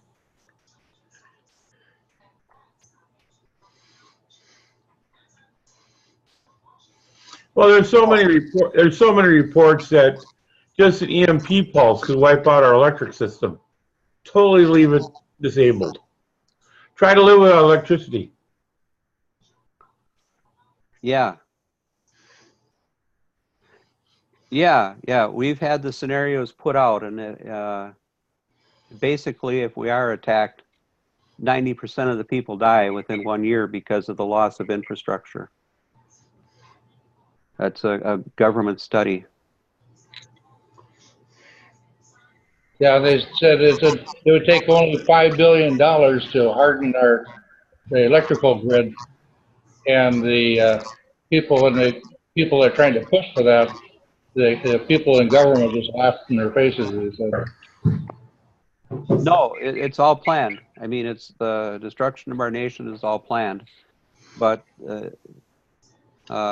basically the Putin interviews that I've heard is he's just so angry about our immoral black ops wars, you know, which it's not the United States, it's a multinational, CIA is a multinational organization, you know, with MI6 and Mossad and all. And so that's the red line. If we destroy Damascus,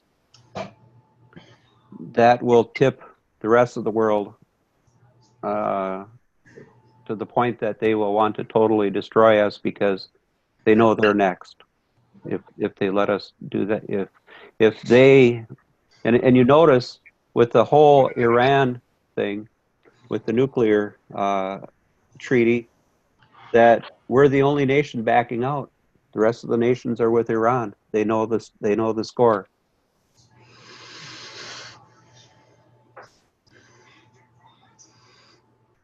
It's very interesting. This is a while ago, probably about the second election of, right around the second election time for Obama. Putin was almost like trying to start a revolution in the United States. He's encouraging people to hang on to their guns and don't let these people rule over you, and clean house in Washington. And a lot of his speeches were clearly, you know, you got a rotten house, get rid of it. In the swamp, huh?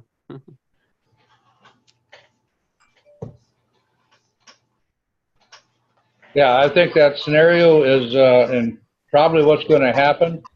And the only thing that we can individually have a hope in is Psalm 91. If we would be accounted worthy, that 1,000 be fall out of one hand, the left hand, and 10,000 at the right hand, we will only look upon it with our eyes.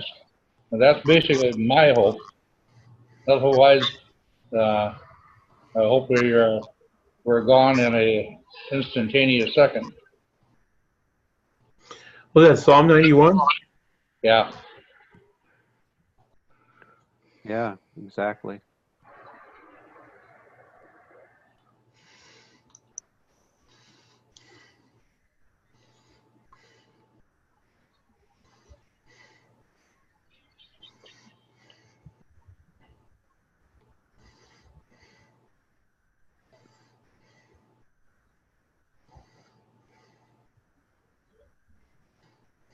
Did you see in verse 2 how it says, "He alone is my refuge, my place of safety"? In the NLT. Yeah.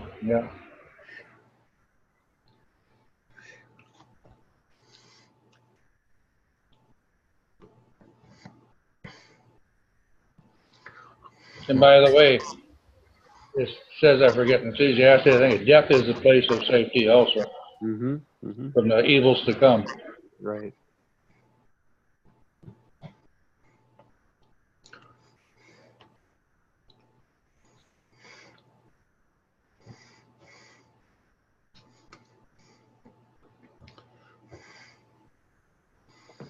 His faithful promises are your armor of protection, or his truth shall be your shield and buckler. Mm-hmm.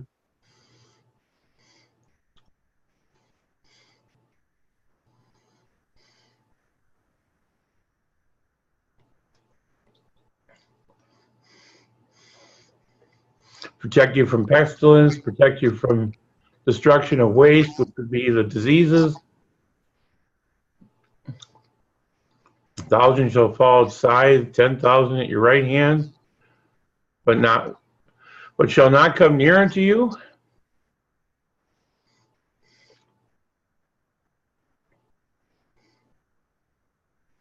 And see the reward of the wicked.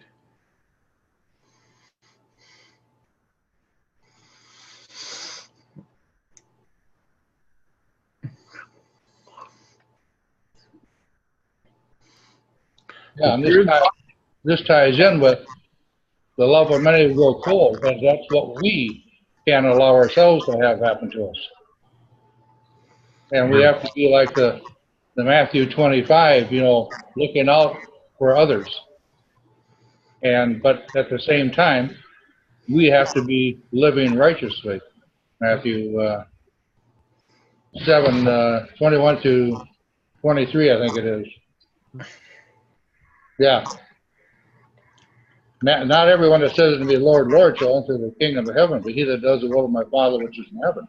Many will say to me in that day, Lord, Lord, have we not prophesied in your name? And in your name cast out devils, and in your name done many wonderful works? And then I'll profess unto them, I never knew you.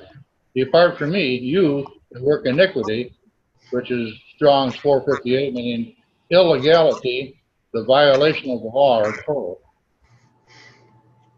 So we have to have the compassion in us to help one another, that love. And we also need to show our love to the Father by keeping his laws as we understand them and digging out what we should be doing and how we should be living. And then we might have some hope. Agreed.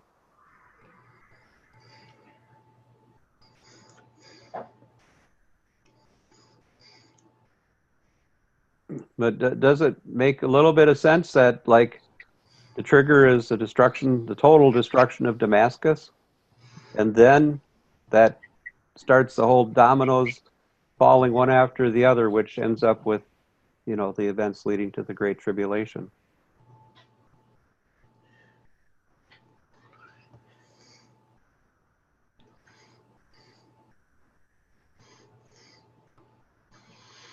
Now, there have been some theories about the United States and the whole financial system being Babylon, and talks about the only person that's burned alive in Scripture is the prostituting daughter of a prophet. Of a priest. Or priest, I'm sorry, priest, yes. So the great, that woman who rides the beast is a whoring with all the nations. Yes. Which I could get into a whole nother Bible study. It is the study of prophecy. It just can go everywhere. I just picked this topic because it was kind of like, well, we're told to be wise and to watch. Well, watch for what? And I thought this would be a good discussion, seeing that I fell down on the job and didn't get a guest speaker for this week. Well, to me, after studying it, I look at Damascus as the trigger point that sets the whole thing in motion. The whole the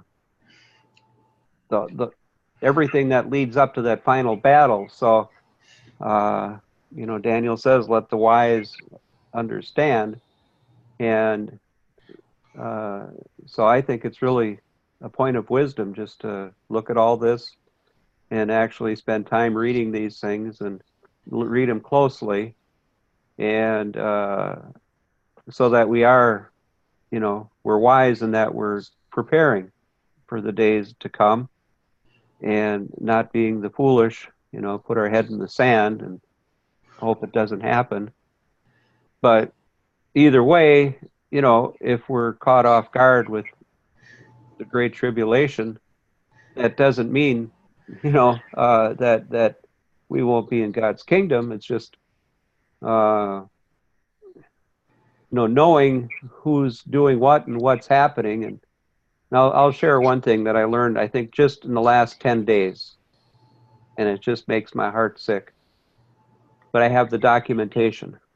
I sent off for an eyewitness escapee from Libya, and they just laid it all out graphically and just terrible, and documented the whole thing. And he said that if we see a beheading in the news, it's the CIA staging it. And when I look at the whole thing, the people that are doing the beheading are paid mercenaries.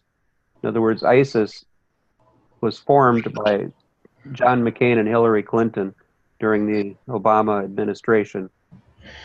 And anybody that wants the documentation, I have so much documentation on that. And you can see why the nations of the world will just be enraged against us and say, never again, no more. This ends. Because they know. Yeah, and why are we in Afghanistan, where all the poppy fields are, and protecting them? Since the 1800s, the same organization has financed itself through drug trade. CIA. Well, the CIA was formed in 1947, and right in its founding documents, one of its purposes were illegal warfare. Unconventional, they said. But they harvested the poppies from Vietnam. That's why we were in Vietnam, to keep the heroin trade going. Afghanistan, heroin. The 1980s, during the Reagan era, it was Iran, Contra. Remember those words? In other words, George Bush and Bill Clinton were facilitating the drug trade from Colombia, the cocaine trade, brought into Mena, Arkansas, and all funding the CIA Black Ops. And since World War II, they've overthrown 90 governments. Wasn't the lease of Hong Kong, wasn't that drugs too? That was the 1800s. That was the East India Company. And it's the same people that ran the East India Company in the 1800s run the CIA, Mossad, and the MI6 right now. Same exact, the descendants of those people, or you might say the same exact group.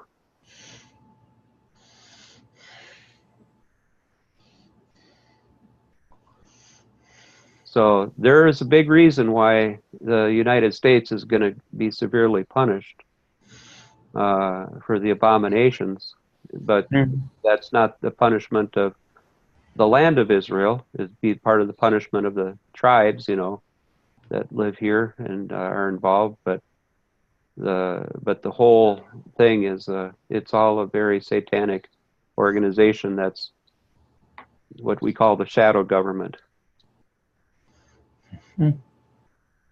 So We fight not against flesh and blood, but against wicked spirits in high places.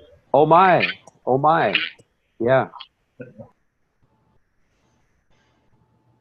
Who give people incredible, talents and intelligence so that they can do all these things and run the world,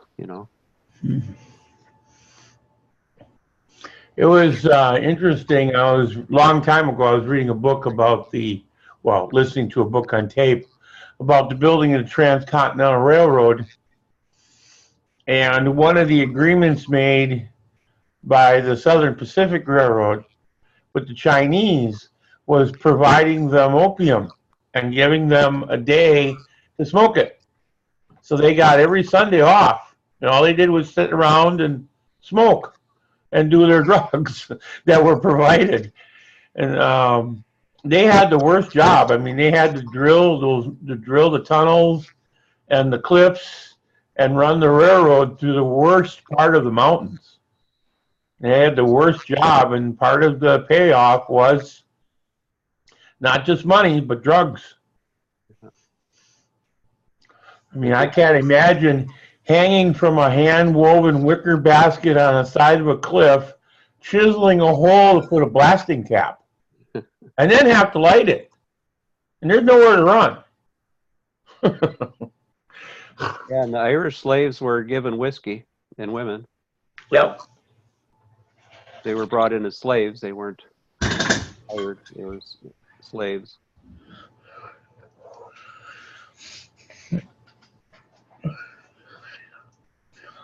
Well, we've never taken advantage of people. Yeah. Well, yeah, it's a terrible subject to talk about, really, because it's just so depressing, you know.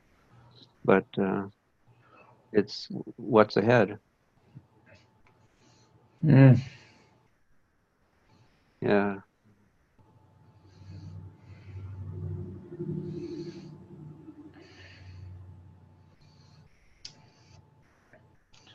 So, any other comments, talk, or thoughts, or ideas?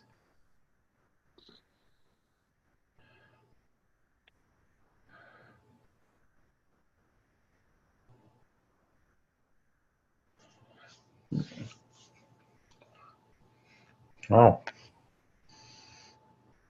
Yeah, I mean, we could drift into being a Laodicean and being neither hot or cold. And if you realize the signs are there and you're in the tribulation, it's kind of like, well, looks like it's time to get red hot.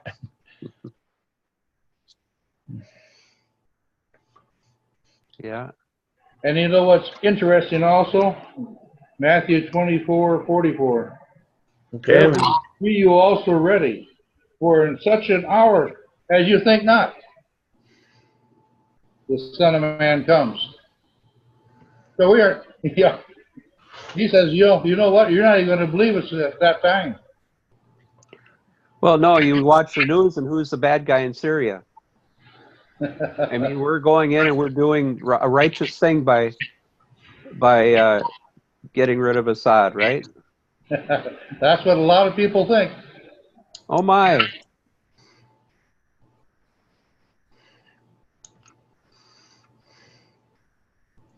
The Russians right now, they're reporting that their intel shows that we're getting ready to launch another false gas attack, and they've been pretty right. They've done the same warning before each one, and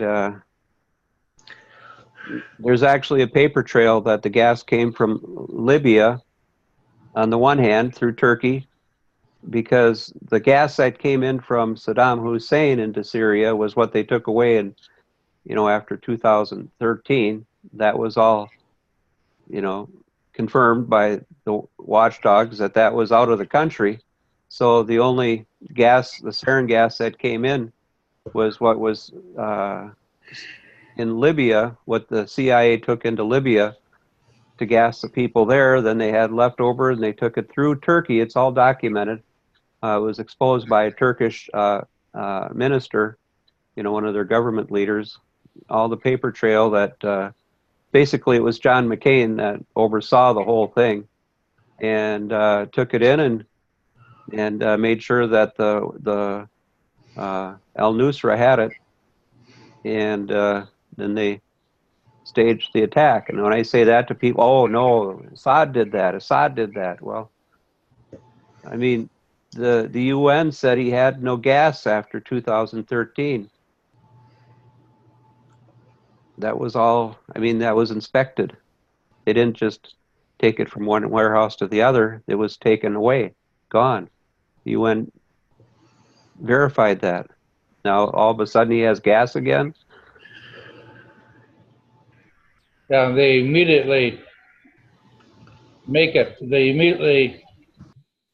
accuse Assad before any tests of that gas were actually done to determine, okay, who actually originated it. But it's accuse him right now. The one thing about the last one is that when we bombed them, was that all of the Western reporters that were there on the ground, in Damascus, and that went right out to the site immediately and interviewed the people, all the Syrians said that never happened. The doctors in the hospital said, we never treated anybody for gas. There was people that had asphyxiation from the dust, but there was not one person that was verified, as being treated for gas, according to the doctors and the nurses in the hospital that the white helmets showed on their videos. And talked to the children that were in the videos. Oh no, that never happened. These guys came and got me, and they did all this stuff, took me to the hospital and made believe that I was being treated, but there was no gas. But at least that's a good thing, is, at least they're totally fabricating them now, there's no dead people, no residue of gas, and that was reported by 3 or 4 different news agencies that were right there. Total Thank you for fabrication. reminding me of that. Yes, I had forgotten about that. And Yeah. I remember them saying that if that had been the gas that they were talking about, the people that were treating those kids would have died right then and there. And Yeah. So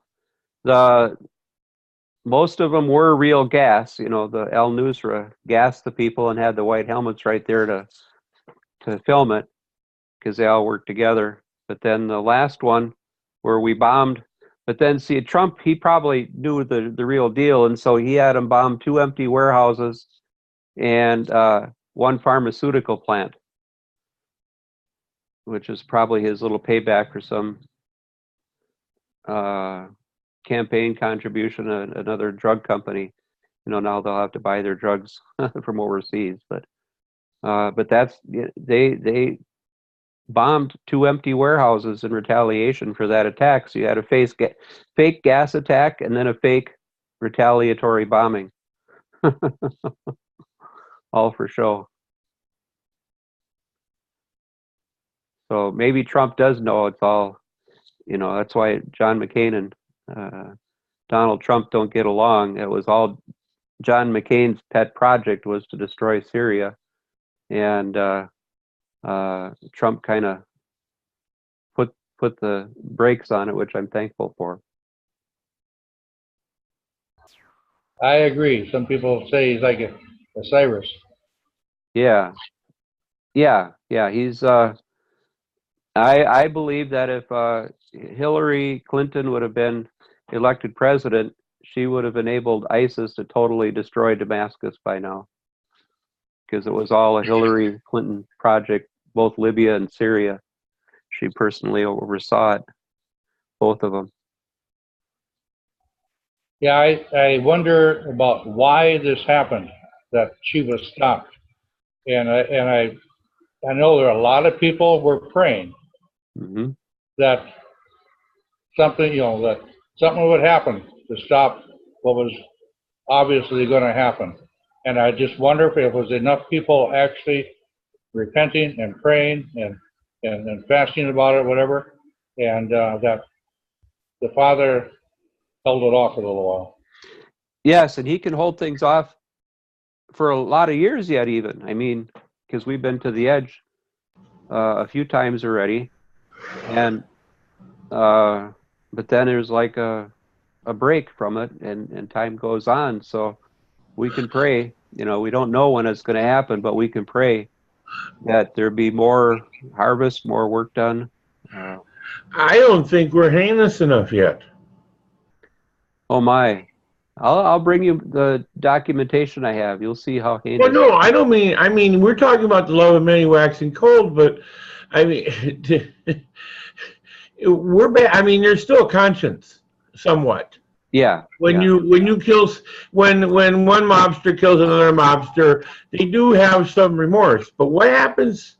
I don't think we're devious enough yet, or decadent enough, or whatever. I think we got a ways to go yet. Well, hopefully.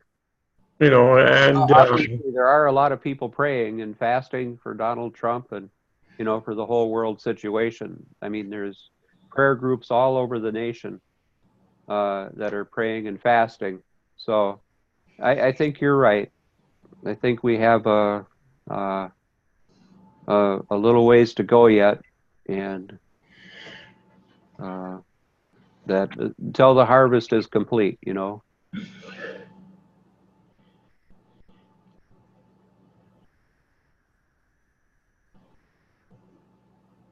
Time will tell. Yeah. Yeah, it reminds me of, I've made a note about